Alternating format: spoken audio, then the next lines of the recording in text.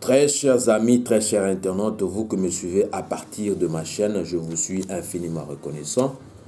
En tout cas, les sous nangunga obo pesingana ya epele na banda kuna bino. En tout cas, na tonde bino botondi na ngere na profiter na mokolo mwalelo po tolo bela mwa muke lisolo ya makambo za ole kana mboka kuna. Lelo na ngere na lobela tina ya banani oyo balingi bosolo ya maponami ya solo te na mboka Congo. Na mboka Congo Kinshasa mboka na biso. On a le poto tozali komituna ba question qui ne veulent pas de la vérité des urnes dans notre pays. Parce que bino boyaki kolanda na par rapport oyo il y a 5 ans oyo pe epesamaki na baorganisation kili neti na Union africaine baobservateur nango bazalaki mpona maponami oyo esalamaki na mbalakata parce que il fallait ezala préparé mais ezalaki préparé te ezalaki improvisé par nanga na bato na ye mpo maponami esalama kaka na ndenge mitindo oyo bino bomonaki esalamaki nde yango nangi nalobela banani oyo balingi bosolo ya maponami ya solo te na mboka na biso. De quoi est-ce que nous voulons débattre ici, très chers amis, très chers internautes, très chers lecteurs, vous qui nous suivez à partir de ma chaîne? Il s'agit de la vérité des urnes, très chers amis, qui est devenue une maladie nuisible et chronique jusqu'à ce jour chez nous, dans notre pays, notamment la monopolisation, notamment la confiscation, notamment l'usurpation, notamment l'imposture, notamment la dictature, ainsi que la pérennisation d'occupation du pouvoir entre les mains d'un individu ou groupe d'individus, ainsi que des étrangers au sommet de l'État congolais après l'organisation des élections présidentielles, lorsque l'on déclare ou l'on proclame ou on nomme un candidat tricheur, vainqueur, fraudeur.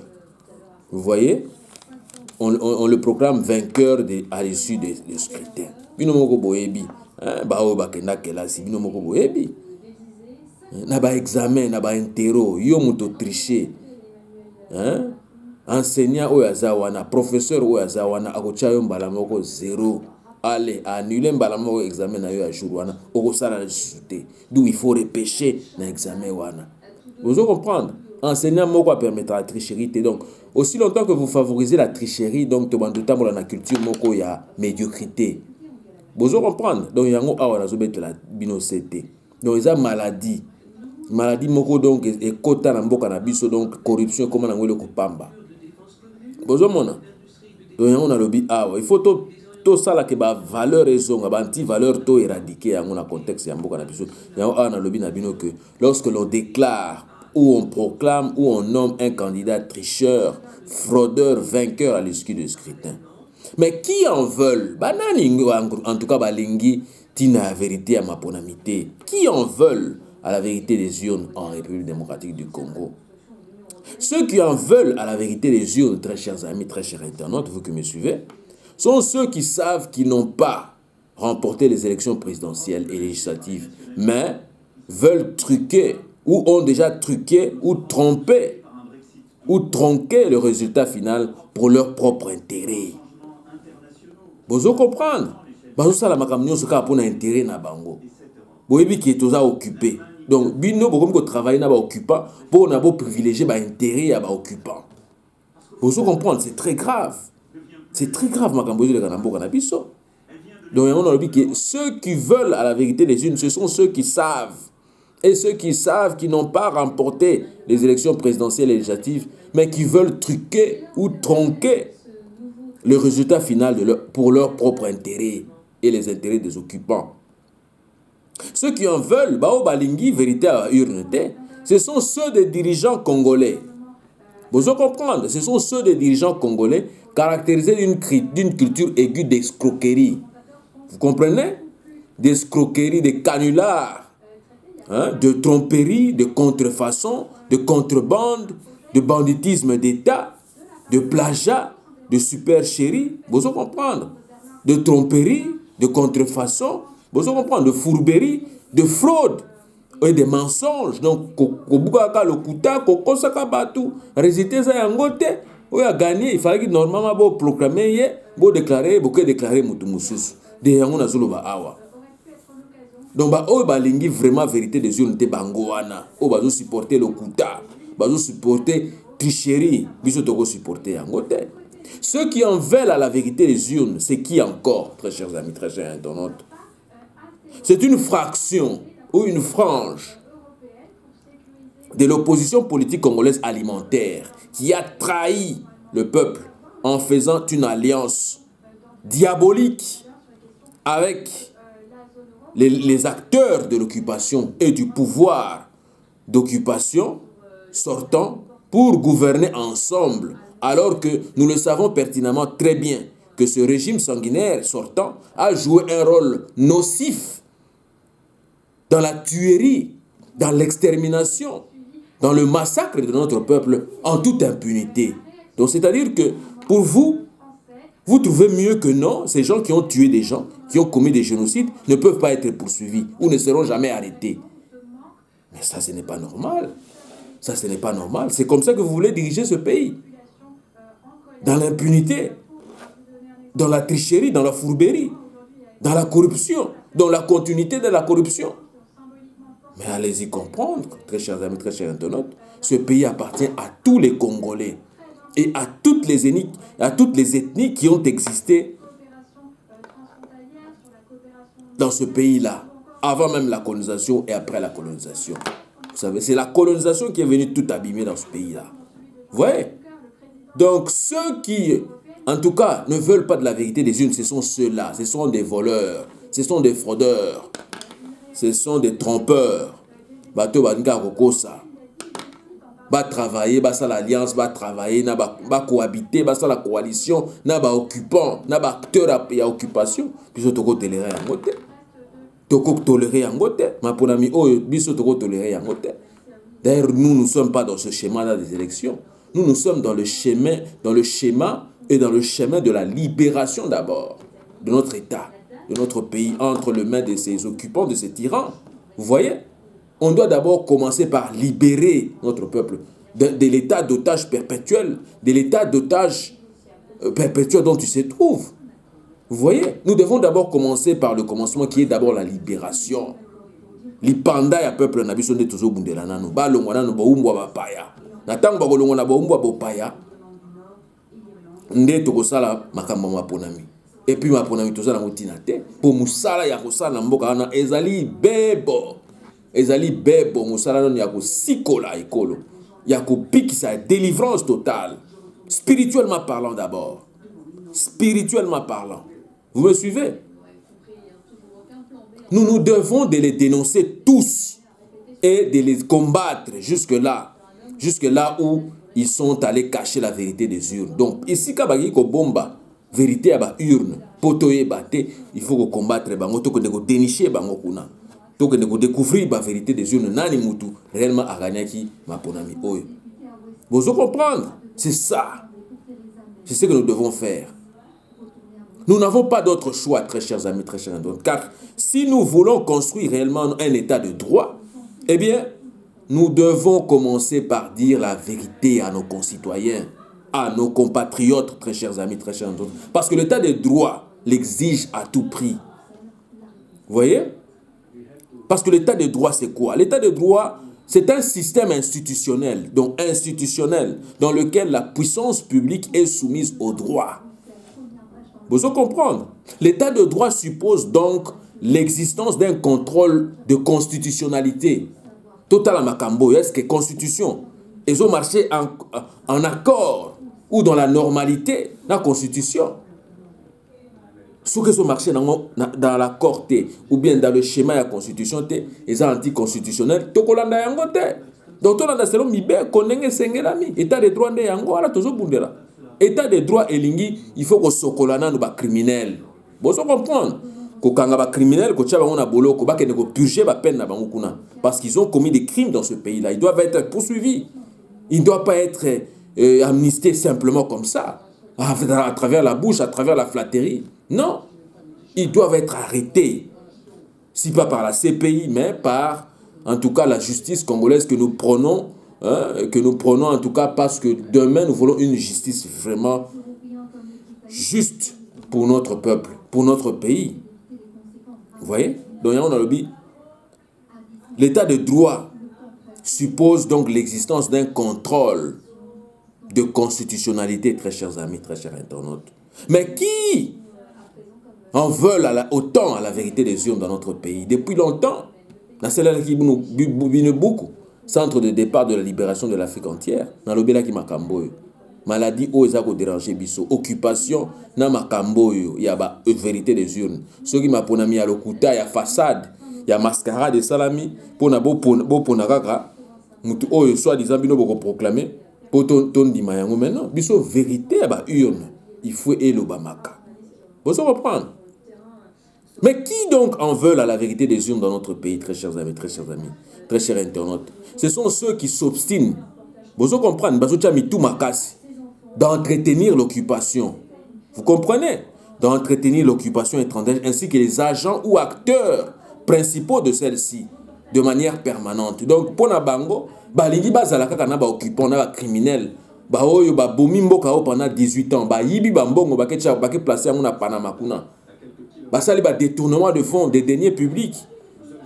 Nde bango oyo soi-disant ba ye na maponami ya lokuta oyo ba prononcaki bango, ba nomaki bango, ba lo ba que non, nous allons travailler ensemble avec quoi? Avec des criminels, avec des voleurs, des bandits, armés. Non, nous ne pouvons pas tolérer cela. Donc, qui donc en veulent à la vérité des yeux? Ce sont ceux qui s'obstinent. Donc, tout va continuer à travailler dans occupant. Vous comprenez? Les agents et acteurs principaux, il y a occupation de manière permanente. Donc, bango, c'est la continuité dans le désordre.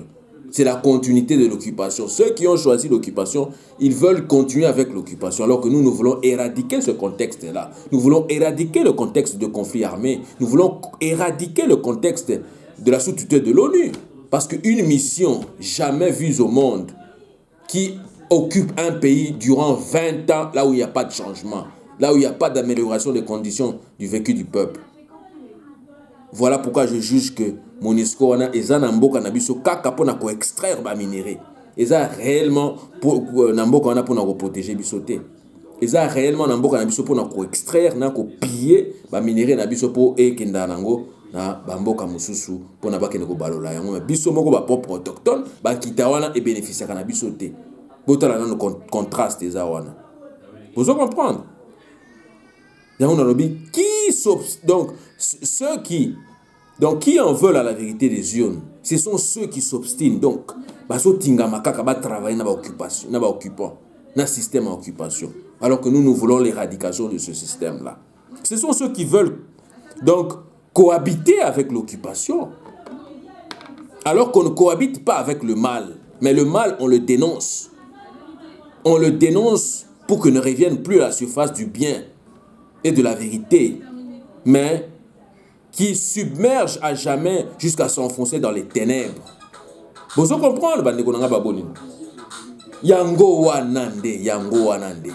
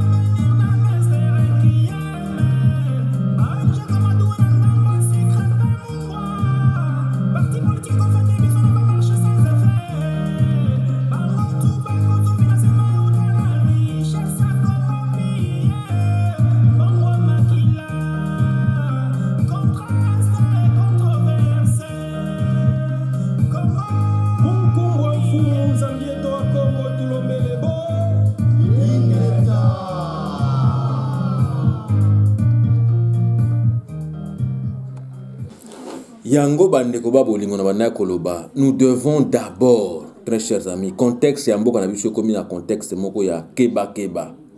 Vous comprendre? Donc voilà pourquoi nous devons d'abord de les dénoncer tous. Hein, tous ces acteurs-là, tous ces gens-là, tous ces accompagnateurs-là de l'occupation qui sont en train de favoriser l'occupation, de les dénoncer jusque là où ils sont allés cacher la vérité. Parce que nous n'avons pas d'autre choix. Car si nous voulons construire réellement un état de droit, eh bien, nous devons commencer par dire la vérité. Et rien que la vérité à nos concitoyens, à nos compatriotes. Parce que l'état de droit l'exige à tout prix. Car l'état de droit est un système institutionnel dans lequel la puissance publique est soumise au droit. L'état de droit, c'est quoi? Suppose donc l'existence d'un contrôle, d'un audit de constitutionnalité. C'est ça, très chers amis. Il faut tout ça là, par rapport à programme. Est-ce qu'ils allaient en accordance la constitution? Ils allaient en accord la constitution. Il ne faut pas qu'il y ait violation de constitution. Violation amibé quoi la loi. Il y a toujours connaître la démocratisation dans le Nabiso. Vous comprenez?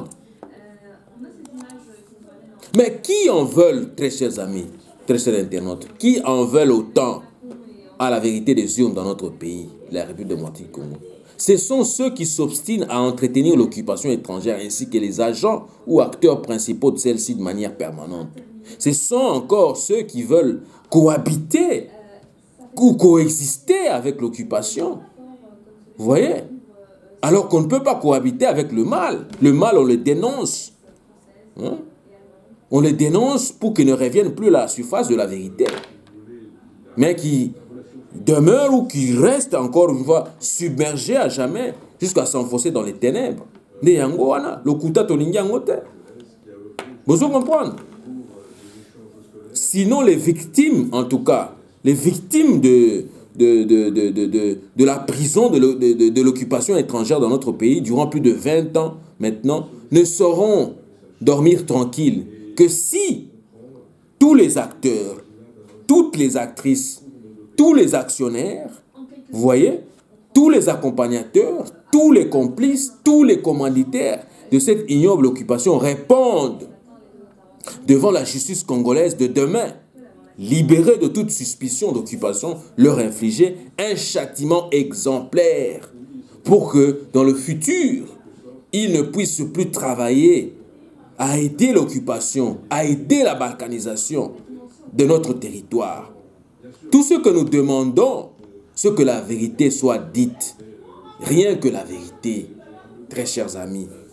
Tozali ba totosambe la kabisonios, tozali ba chrétien, tozali ba musulman, tozali ba kimbangiste, tozali ba protestant, ba orthodoxe, ainsi de suite ba protestant. Mais il faut toyeba kakoloba ka vérité. Parce que koza ba arme oyo nzamba pesa biso po toyeba kutambola na ndenge sengeli. Yango na tindi bino na buku ya Ephésiens 6, Ephésiens chapitre 6 verset 13 à 18. Elobi boye. Les armes de Dieu. Quelles sont les armes de Dieu au biso toko utiliser pour totambola na bosolo na mboka na biso. Eza bongo 6 na kotangela bino awa. Elobi boye. La ceinture de la vérité. Il faut tout le voir la vérité. Ça, c'est de 1. Yami balé la cuirasse de la justice. Vous pouvez comprendre? Troisièmement, les chaussures de l'évangile de paix. Quatrièmement, le bouclier de la foi. Cinquièmement, le casque du salut. Et sixièmement, l'épée de l'esprit. Il faut esprit. Et ça la kakate nabiso. Vous pouvez comprendre? Esprit.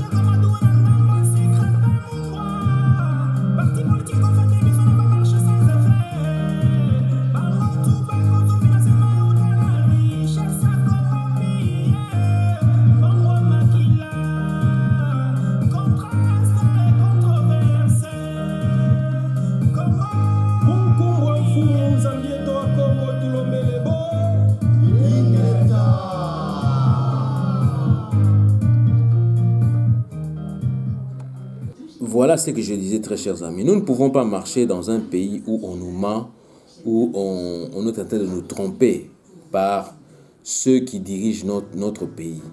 Vous comprenez? Nous devons avoir des hauts responsables, des hauts cadres qui quand même divulguent la vérité, hein, à leur peuple. Ne continuent pas à mentir leur peuple pour leurs propres intérêts. Mais vraiment, on a constaté que bolingo. Et aussi, on a Congo, ils ont motema mabe et pembe na kindoki. Parce que bozoe bateke bokoko na bino et kozala compromis. Bokoko na bino et kozala compromis. Parce que bozoko ça conflit entre nouvelle génération na génération yakala ou ancienne génération. Nouvelle génération na ancienne génération. Donc bozo tchango en conflit permanent. Bozo comprendre alors que awa na bamboka ya mindele au plus biso tambola mingi na ba Chine, na ba Japon, na ba France, na ba Belgique, na ba Suisse, Angleterre, ainsi de suite. Bango basaka ndenge ni bandeko ba bolingo. Ils préparent au balobaka relais, ba bongisaka relais, c'est-à-dire que yo bamoni potentiellement ki makambango. Alors biso po tozulu kaka mutu ki makambango pour de façon que mboke kende na ndenge sengeli. Bozo mon ngol biso photo luka quand même ba cadre moko ya ko former ba jeune na biso. Ya kozwa ka relais kokumba mboka na moi normalité moko boy. Hein, pour toujours vivre dans la normalité de soutien dans mboka na biso, comme anarchie, et comme poubelle, et comme n'importe quoi. Et comme n'importe quoi qu'on commence à accepter dans ce pays-là. Des gens qui n'ont pas étudié, des gens qui n'ont été nulle part au niveau de leur scolarité, au niveau de leur académie, et on les accepte comme des chefs d'État. Et on les accepte comme des hauts cadres dans ce pays-là. Ça doit prendre fin. Ça doit prendre fin. Parce que l'état de droit est allé exiger l'homme qu'il faut à la place qu'il faut. Ce n'est pas yo qui ko tricher ou qui ko corrompre batu pour na okoma au sommet de l'état aller ou bandoni ata batu ko piétiner batu ou potentiellement yebike batanga koleka yo ou potentiellement yebike ce sont des cadres de demain ou yebi potentiellement que non ou les nouvelles générations ils allaient ko yana bakanisi sika il y a avancement ya mboka il y a développement ya mboka mais bolinga ko freiner yango. Différence c'est entre étoile na bougie. Étoile na bougie différence c'est makasi. Vous comprenez parce que bougie ezali wana so basali kaka et bomani. Mais étoile ça la so ko bomana. Et ko bomana te. Vous comprenez? Donc botika ba congolais ba diriger bango moko mboka na bango. Vous comprenez? Mais na ko diriger mboka na bango to lingine na bosembo, na lokutate, na vérité. Oyo liloba nzambe zali ko senga biso. Ayez à vos reins la vérité pour ceinture, très chers amis, très chers internautes. Bolo boza la vérité. Bozo comprendre. Bolo boza la vérité, botambola na bosolo. Na justice. Na o esengeli poto vivre en équilibre, to vivre na société moko o bozo mona que non justice ezali ko tambola ndenge sengeli, mutu ayibi fo akangama. Mutu asali mbeba ifo akangama. Fo futa masumu na ye. Oyo batu basali mabe boni ko tika bango. Impunité. Ba crime ba commettre ba crime grave na mboka na biso, ba crime de génocide, crime contre l'humanité, mais boni ko tika bango. C'est-à-dire comme si pona bino eloko moko ya mabe salamate na mboka ona. Donc docteur Mukwege asali musala ya punda. C'est ça, c'est ce que vous voulez dire par là. Docteur Mukwege est en train de faire un travail de titan. Vous comprenez? Un travail de titan. Il répare les femmes. Non seulement les femmes et des enfants, des bébés. Mais vous, à travers vos nominations-là, vous voulez maintenant faire voir aux gens que le docteur Mukwege n'a rien fait comme boulot. Mais nous serons toujours là, debout, à dénoncer cela. À dénoncer cela, nous n'allons pas laisser. Vous comprenez? Il faut vérité et banaka. Nani a gagné qui a solo, nani a polaki, nani a zwaki ba pourcentage muke. Nani yango après délibération ayaki ko exceller a mataki muke. Bozo mon. Nani o après délibération ayaki ko remporter. Bozo comprendre. Parce que ngana na ebisaki bino na betra bino sauter bandeko ba bolingo. Na ebisaki bino ke maponami o toza mal parti pour organiser dans les conditions, dans les normes. Na moi normalité ndenge maponami salamaka. Et salamaka bongo te. Bino bo recensé, bo lobi que non. Tout ça, les recensements, il y a population 40 millions. Et ça, les effectivités. Non. effectivité zali population zali peuplée mboka na biso za peuplée de plus de 80 millions d'habitants wana zwaka la population na kati ya Congo bongo ba oyo basa éparpillé ba congolais étrangers bozo comprendre toko plus de 100 millions bozo comprendre mais zwaka na kati ya Congo nanu parce que bino boloba ba pona mesa na makana kati ya mboka wana continuer ba mbongo ba moyen tout ça mais ba mbongo bo kimisi na pana makuna bo tchena ba poche na bino na kimotema mbaye na bino bolobi que non diaspora va voter les sous. On accepte, on y va, mais au lieu de bato nyonso va voter, mais bonini batu musu va voter te. Donc à partir d'électoral. Et ça la mikuna na mboka na biso. Bozo comprendre. Donc diaspora boko voter te, bato yumbi boko voter te, bato butembo boko voter te, ainsi de suite et que vous voulez qu'on accepte ça, qu'on gobe ça des bêtises comme ça. Or que Congo zali mboka munene. Congo zali mboka munene. On ne peut pas accepter n'importe quoi et n'importe qui dans ce pays-là. Il faut quand même tout le temps dans la normalité. Et vous voyez que non, vous allez à un recensement à 40 millions, vous croyez que ça fait l'effectivité d'aller aux élections. Non, il faut faire l'enrôlement de tous les 80 millions d'habitants qui veulent aussi voter. Parce que notamment dans les 80 millions, il y a ceux qui ne veulent pas voter, qui vont s'abstenir. Et ça, c'est une démocratie.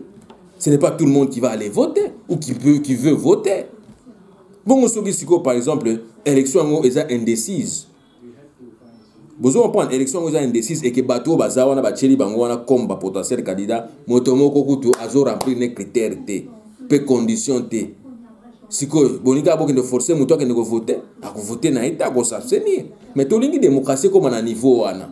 Vous comprenez tolingi ba démocratie à qui faut attaquer té kaka ndengwana la porte pièce 40 millions kakao toke kaka ndengwana na mapona non, il faut effectivité.